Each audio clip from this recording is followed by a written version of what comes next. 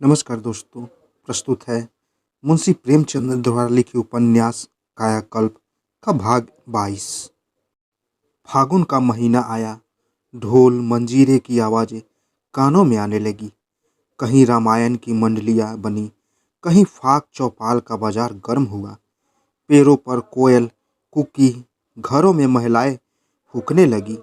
सारा संसार मस्त है, कोई राग में, कोई साग में। मुंशी ब्रजधर की संगीत सभा भी सजग हुई। यो तो कभी कभी 12 मास बैठक होती थी, पर फागुन आते ही बिना नागा मृदंग पर थाप पड़ने लगी। उदार आदमी थे, फिक्र को कभी न पास आने देते थे। इस विषय में वह बड़े बड़े दार्शनिकों से भी 2 कदम आगे बढ़े हुए थे। अपने शरीर को वह कभी कष्ट न देते थे। कवि के आदेशानुसार बिगड़ी को विसार देते हुए थे। हाँ, आगे की सुधि न लेते थे। लड़का जेल में है, घर में स्त्री रोते रोते अंधी हुई जाती है। सयानी लड़की घर पर बैठी हुई है, लेकिन मुंशी जी को कोई गम नहीं। पहले 25 रुपए में गुजर करते थे, अब 75 रुपए भी पूरे नहीं पड़ते। जिनसे मिलते हैं हंसकर सबकी मदद करने को तैयार, मानो उनके मारे अब कोई प्राणी रोगी दुखी दरिद्र न रहने पाएगा। मानो वह ईश्वर के दरबार से लोगों के कष्ट दूर करने का ठेका लेकर आए हैं। वादे सबसे करते, किसी ने झुककर सलाम किया और प्रसन्न हो गए। दोनों हाथों से वरदान बांटते फिरते हैं, चाहे पूरा एक भी न कर सके। अपने मोहल्ले के कई बेफिक्रों को, जिन्हें कोई टके को भी न पूछता था, रियासत में नौकर करा दिया। किसी को नौकरदार, किसी को मुहर्रिर, किसी को कारिंदा, मगर नेकी करके दरिया में डालने की उनकी आदत नहीं। जिससे मिलते हैं अपना यश गाना शुरू करते हैं और उसमें मनमानी अतिशयोक्ति भी करते हैं। मशहूर हो गया है, राजा और रानी दोनों उनकी मुट्ठी में है। सारा अख्तियार मादर उन्हीं के हाथ में है। अब मुंशी जी के द्वार पर सालों की भीड़ लगी रहती है, जैसे क्वार के महीने में वैद्यों के द्वार पर रोगियों की। मुंशी किसी को निराश नहीं करते और न कुछ कर सके तो बातों से ही पेट भर देते हैं। वह लाख बूढ़े हो, फिर भी उससे कहीं अच्छे हैं, जो दर पाकर अपने को भूल जाते हैं, जमीन पर पाँव ही नहीं रखते। ये तो कामधेनु भी सबकी इच्छा पूरी नहीं कर सकती, पर मुंशी जी की शरण आकर दुखी हृदय को शांति अवश्य मिलती है। उसे आशा की झलक दिखाई देने लगती है। मुंशी जी कुछ दिनों तक तहसीलदारी कर चुके हैं, अपनी धाक जमाना जानते हैं। जो काम पहुंच से बाहर होता है, उसके लिए भी हाँ हाँ कर देना, आंखें मारना, उंगराइयाँ बताना, इन चालों में वह सिद्ध है। स्वार्थ की दुनिया है। वकील, ठेकेदार, बनिए, महाजन, गरज हर तरह के आदमी उनसे कोई न कोई काम निकालने की आशा रखते हैं और किसी न किसी हीले से कुछ न कुछ दे ही मरते हैं। मनोरमा का राजा साहब से विवाह होना था कि मुंशी का भाग्य सूर्य चमक उठा। एक ठेकेदार को रियासत के कई मकानों का ठेका दिलाकर अपना मकान पक्का करा लिया। बनिया बोरो अनाज मुफ्त में भेज देता, धोबी कपड़ों की धुलाई नहीं दे लेता। सारांश यह कि तहसीलदार साहब के पौ बाड़ा है। तहसीलदारी में जो मजे न उड़ाए थे, वह अब उड़ा रहे हैं। रात के 8 बज गए थे। झिनकू अपने समाजियों के साथ बैठा। मुंशी जी मनसत पर बैठे पेचवान पी रहे थे। गाना होने लगा। मुंशी जी वाह, झिनकू वाह, क्या कहना।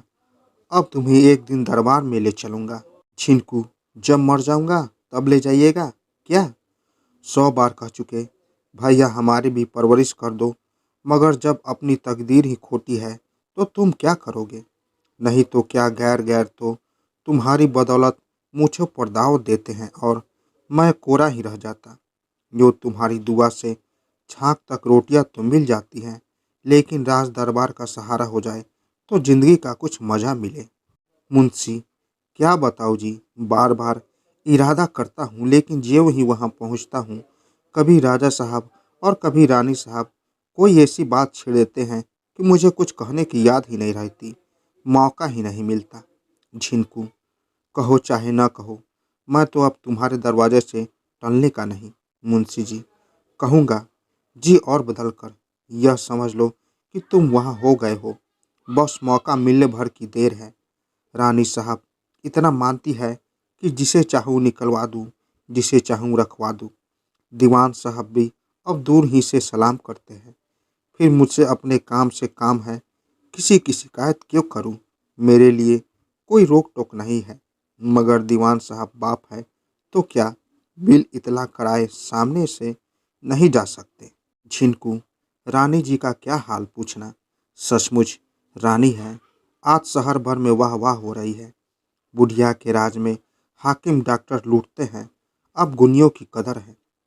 मुंशी जी पहुंचा नहीं कि 100 काम छोड़कर दौड़ी हुई आकर खड़ी हो जाती है। क्या है लाला जी, क्या है लाला जी? जब तक रहता हूँ दिमाग चाट जाती है। दूरसुर से बात नहीं करती। लल्लू को बहुत याद करती है। खोद खोद कर उन्हीं की बातें पूछती है। सब्र करो, होली के दिन तुम्हारी नज़र दिला दूंगा। मगर भाई इतना याद रखो कि यहाँ पक्का गाना गाया और निकाले गए। तुम तन्ना की धुन मत छेना। इतने में महादेव का नाम एक बजाय सामने आया और दूर से ही सलाम करके बोला, मुंशी जी, हुजूर के मिजाज अच्छे तो हैं? मुंशी जी ने त्योरिया बदलकर कहा, हुजूर के मिजाज की फिक्र न करो, अपना मतलब कहो। महादेव हुजूर को सलाम करने आया था। मुंशी जी, अच्छा सलाम। महादेव, आप हमसे कुछ नाराज मालूम होते हैं? हमसे तो कोई ऐसी बात। मुंशी जी, बड़े आदमियों से मिलने जाया करो तो तमीज से बात किया करो। मैं तुम्हें सेठ जी कहने के बदले अरे ओ बनिए कहूँ तो तुम्हें बुरा तो लगेगा या नहीं? महादेव, हाँ हुजूर, इतनी खता तो हो गई, अब माफ़ी दी जाए। नया माल आया है, हुक्म हो तो कपड़े पोहे भेजूं? मुंशी जी, फिर वही बनिएपन की बातें। कभी आज तक और भी आए थे जो पूछने की कपड़े चाहिए हुजूर को? मैं वही हूँ या कोई और? अपना मतलब कहो साफ साफ। महादेव, हुजूर तो समझते ही हैं, मैं क्या कहूँ? मुंशी जी, अच्छा तो सुन लो लाला जी, घूस नहीं लेता, रिश्वत नहीं लेता। जब तहसीलदारी के ज़माने में ही मैं न लिया तो अब क्या लूँगा? लड़की की शादी होने वाली है, उसमें जितना कपड़ा लगेगा वह तुम्हारे सिर। बोलो मंजूर हो तो आज ही नज़र दिलवा दूँ। साल भर में 1 लाख का माल बेचोगे, जो बेचने का शौर होगा। हाँ, बुढ़िया रानी का ज़माना नहीं है कि एक के चार लो। बस रुपए में एक आना बहुत है। इससे ज़्यादा लिया और गर्दन नापी गई। महादेव, हुजूर खर्चा छोड़कर 2 पैसे रुपए ही दिला दे। आपके वसीले से जाकर भला ऐसा दगा करूं? मुंशी, अच्छा तो कल आना और 2-4 थान ऊंचे दामों के कपड़े भी लेते आना। याद रखना, विदेशी चीज़ न हो, नहीं तो फटकार पड़ेगी। सच्चा देसी माल हो, विदेशी चीज़ों के नाम से चुटती है। बाजार चला गया। मुंशी झिनकू से बोले, देखा, बात करने की तमीज नहीं है और चले हैं सौदा बेचने। झिनकू, भैया, भीरा देना बेचारों को, जो उसकी तकदीर में होगा वह मिल ही जाएगा। सेत में जस मिले तो लेने में क्या हर्ज है? मुंशी, अच्छा, जरा ठेका संभालो, कुछ भगवान का भजन हो जाए। यह बनिया न जाने कहाँ से कूद पड़ा। यह कहकर मुंशी जी ने मीरा का यह पद गाना शुरू कर दिया। राम की दीवानी, मेरा दर्द न जाने कोई, घायल की गति घायल जाने, जो कोई घायल होई। शेख नाग पै सेच पिया की, के ही विधि मिलनो होई। राम की दीवानी, दर्द की मारी बन बहूँ, डोलू मैद मिला नहीं कोई। मीरा की प्रभु, पीर मिटेगी वैद सवलिया होई। राम की दीवानी। छिनकू, वाह भैया वाह, चोला मस्त कर दिया। तुम्हारा गला तो दिन ब दिन निखरता जाता है। मुंशी जी, गाना ऐसा होना चाहिए कि दिल पर असर पड़े, यह नहीं कि तुम ताना नाना तार बांध दो और सुनने वाले तुम्हारा मुंह ताकते रहे। जिस गाने से मन में भक्ति, वैराग्य, प्रेम और आनंद की तरंगे उठे, वह गाना नहीं है। झिनकू, अच्छा, अब कि मैं भी कोई ऐसी ही चीज़ सुनाता हूँ, मगर मज़ा जब है कि हारमोनिया तुम्हारे हाथ में हो। मुंशी जी सितार सारंगी, सरोद, इसराज सब कुछ बजा लेते थे, पर हारमोनियम पर तो कमाल ही करते थे। हारमोनियम में सितार की गतों को बजाना उन्हीं का काम था। बजा लेकर बैठ गए और झिनकू ने मधुर स्वर से यह आस्वारी गानी शुरू की। बसी जिया में तिरछी मुस्कान, कल न पड़त घड़ी, पल छिन्निस रहत उन्हीं का ध्यान। भ्रुकुट धनुषी देख शरीरी, नैना बाण समान। झिनकू संगीत का आचार्य था, जाति का कथक, अच्छे अच्छे उस्तादों की आंखें देखे हुए आवाज़ इस बुढ़ापे में भी ऐसी रसीली थी कि दिल पर चोट करे। इस पर उसका भाव बताना जो कथकों की खास फिरक है और भी गजब ढाटा था। लेकिन मुंशी ब्रजधर की अब राज दरबार में रसाई हो गई थी। उन्हें अब झिनकू को शिक्षा देने का अधिकार हो गया था। हारमोनियम बजाते बजाते नाक सिकर कर बोले, क्या बिगाड़ देते हो, बेताल हुए जाते हो। हाँ, अब ठीक है। यह कहकर आपने झुमकी के साथ स्वर मिलाकर गाया। बसी जिया में तिरछी मुस्कान, कल न परत घड़ी, पल छिन निसी, दिन रहत उन्हीं का ध्यान। भ्रुकुटी धनुषी देख शरीरी, सखी नयन बयान समान। इतने में एक युवक कोट पतलून पहने, ऐनक लगाए, मूछ मुड़ाए, बाल सांवरे आकर बैठ गया। मुंशी ने पूछा, तुम कौन हो भाई, मुझसे कुछ काम है। युवक, मैंने सुना है कि जगदीशपुर में किसी अकाउंटेंट की जगह खाली है। आप सिफारिश कर दे तो शायद वह जगह मुझे मिल जाए। मैं भी कास्ट हूँ और बिरादरी के नाते आपके ऊपर मेरा बड़ा हक है। मेरे पिताजी कुछ दिनों आपकी मतहती में काम कर चुके हैं। आपको मुंशी खुशवासी लाल का नाम तो याद होगा। मुंशी जी, तो आप बिरादरी और दोस्ती के नाते नौकरी चाहते हैं, अपनी लियाकत के नाते नहीं। यह मेरे अख्तियार के बाहर है। मैं न दीवान हूँ, न मुहाफिज, न मुंसरिस। उन लोगों के पास जाइए। युवक, जनाब, आप सब कुछ हैं। मैं तो आपको अपना मुरहब्बी समझता हूँ। मुंशी, कहाँ तक पढ़े हैं आपने। युवक, पढ़ा तो बीए तक है, पर पास न कर सका। मुंशी, कोई हर्ज नहीं। आपको बाजार के सौदे पटाने का कुछ तजुर्बा है। अगर आपसे कहा जाए कि जाकर 10,000 की इमारती लकड़ी लाइए तो आप किफ़ायत से लाएंगे। युवक, जी, मैंने तो कभी लकड़ी खरीदी ही नहीं। मुंशी, न सही। आप कुश्ती लड़ना जानते हैं, कुछ बिनवट पट्टे के हाथ सीखे हैं। कौन जाने कभी आपको राजा साहब के साथ सफ़र करना पड़े और कोई ऐसा मौका आ जाए कि आपको उनकी रक्षा करनी पड़े। युवक, कुश्ती लड़ना तो नहीं जानता, हाँ, फुटबॉल, हॉकी वगैरह खूब खेल सकता हूँ। मुंशी, कुछ गाना बजाना जानते हो।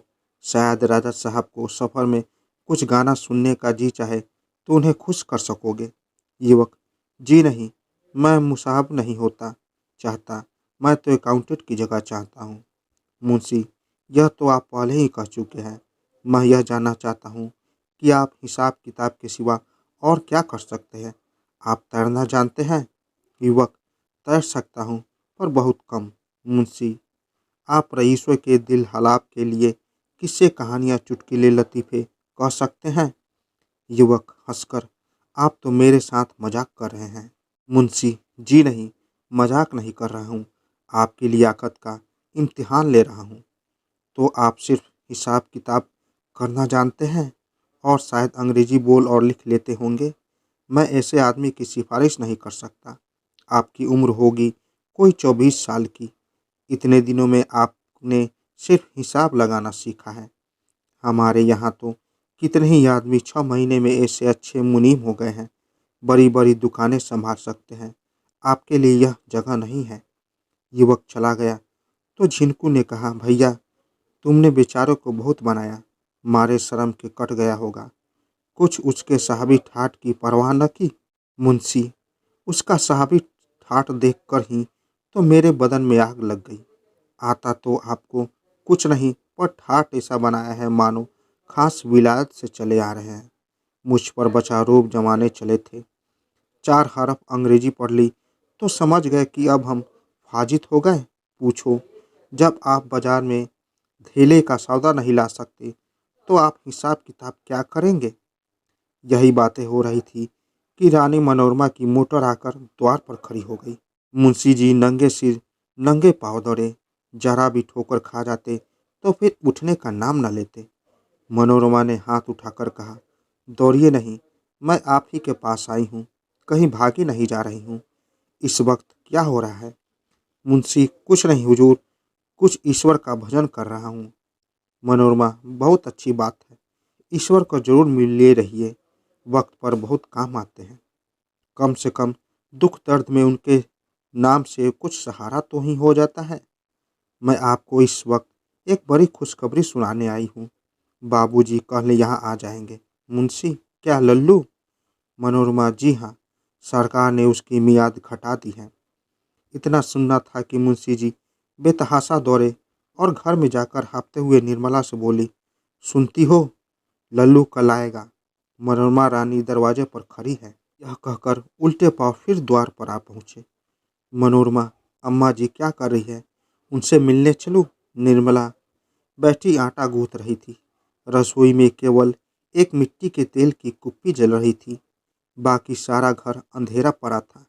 मुंशी जी सदा लुटाए थे तो कुछ पाते थे, बाहर ही बाहर उड़ा देते थे। घर की दशा ज्यों की त्यों थी। निर्मला को रोने धोने से फुर्सत ही न मिलती थी कि घर की कुछ फिक्र करती। अब मुंशी जी बड़े असमंजस में पड़े। अगर पहले से मालूम होता तो रानी जी का शुभागमन होना हो तो कुछ तैयारी करके रखते। कम से कम घर की सफाई तो करवा देते। दो चार लालटेन मंगवाकर जांच कर जला के रखते। पर अब क्या हो सकता था? मनोरमा ने उनके जवाब का इंतजार न किया, तुरंत मोटर से उतर पड़ी और दीवान खाने में आकर खड़ी हो गई। मुंशी जी बदहवास अंदर गए और निर्मला से बोले, बाहर निकल जाओ, हाथ पाँव धो डालो, रानी जी आ रही हैं। यह दुर्दशा देखेगी तो क्या कहेगी? तब तक आटा लेकर क्या बैठी गई? कोई काम वक्त से नहीं करती, बुढ़िया हो गई हो, मगर अभी भी तमीज ना आई। निर्मला चटपट बाहर निकली। मुंशी जी उसके हाथ धुलाने लगे। मंगला चारपाई बिछाने लगी। मनोरमा बैरोठ में आकर रुक गई। इतना अंधेरा था कि आगे कदम न रख सकी। मर्दाने कमरे में एक दीवार गिर जल रही थी। झिनकू उतावली में उसे उतारने लगे तो वह जमीन पर गिर पड़ी। यहाँ भी अंधेरा हो गया। मुंशी जी हाथ में कुप्पी लेकर द्वार की ओर चले तो चारपाई की ठोकर लगी। कुप्पी हाथ से छूट पड़ी। आशा का दीपक भी बुझ गया। खड़े खड़े तहसीलदार को कोसने लगे। रोज रोज लालटेन आती है और रोज तोड़कर फेंक दी जाती है। कुछ नहीं तो 10 लालटेनें ला चुका हूँगा, पर एक भी पता नहीं। मालूम होता है किसी कुली का घर है, उसके भाग्य की भांति अंधेरा। राक्षस के घर ब्याही जो भून भाव कलेवा होए, किसी चीज की हिफाजत करनी तो आते ही नहीं। मुंशी जी तो अपनी मुसीबत का रोना रो रहे थे। झिनकू दौड़कर अपने घर से लालटेन लाया और मनोरमा घर में दाखिल हुई। निर्मला आंखों में प्रेम की नदी भरे सिर झुकाए खड़ी थी। जी चाहता था उनके पैरों के नीचे आंखें बिछा दूं। मेरे धन्य भाग। एकाएक मनोरमा ने झुककर निर्मला के पैरों पर शीश झुका दिया और पुलकित कंठ से बोली, माता जी, धन्य भाग कि आपके दर्शन हुए, जीवन सफल हो गया। निर्मला सारा शिष्टाचार भूल गई, बस खड़ी रोती रही। मनोरमा के शील और विनय ने शिष्टाचार को तृण की भांति मातृ स्नेह की तरंग में बहा दिया। इतने में मंगला आकर खड़ी हो गई।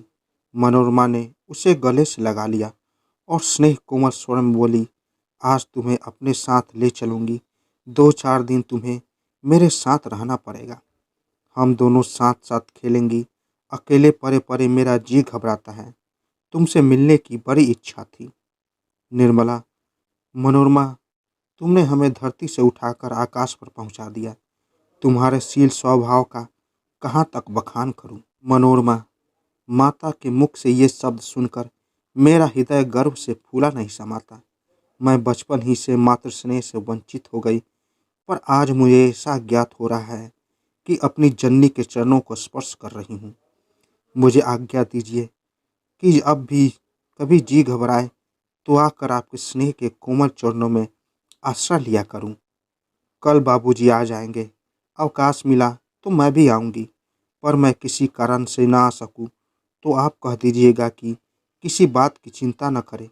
मेरे हृदय में उनके प्रति अब भी वही श्रद्धा और अनुराग है। ईश्वर ने चाहा तो मैं शीघ्र ही उनके लिए रियासत में कोई स्थान निकालूंगी। बड़ी दिल लगी हुई। कई दिन हुए लखनऊ के एक तालुकेदार ने गवर्नर की दावत की थी। मैं भी राजा साहब के साथ दावत में गई थी। गवर्नर साहब शतरंज खेल रहे थे। मुझसे भी खेलने के लिए आग्रह किया।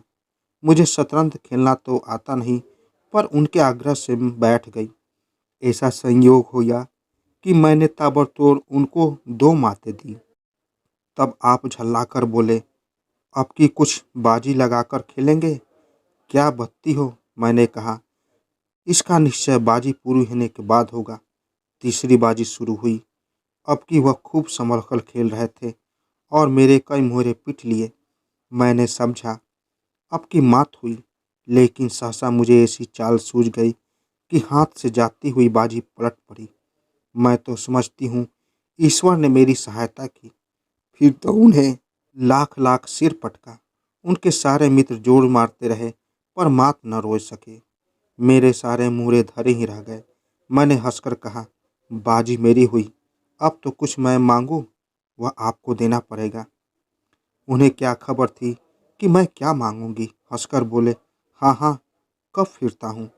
मैंने 3 मचर लेकर कहा, आप मेरे मास्टर साहब को बेकसूर जेल में डाले हुए हैं, उन्हें छोड़ दीजिए।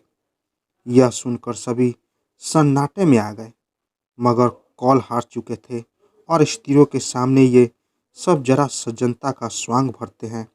मजबूर होकर गवर्नर साहब को वादा करना पड़ा, पर बार बार पछताते थे और कहते थे आपकी जिम्मेदारी पर छोड़ रहा हूँ। खैर, मुझे कल मालूम हुआ कि रिहाई का हुक्म हो गया है और मुझे आशा है कि कल किसी वक्त वह यहाँ आ जाएंगे। निर्मला, आपने बड़ी दया की, नहीं तो मैं रोते रोते मर जाती।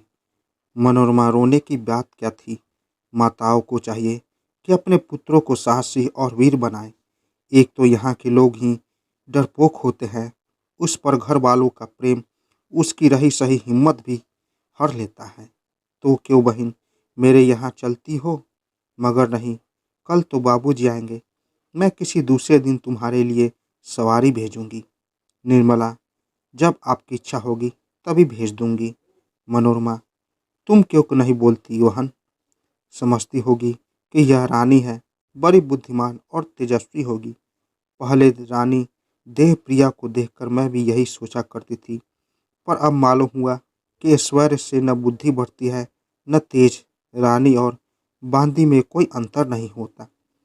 यह कहकर उसने मंगला के गले में बाहें डाल दी और प्रेम से सने हुए शब्दों में बोली, देख लेना हम तुम कैसे मज़े से गाती बजाती हैं। बोलो, आओगी ना?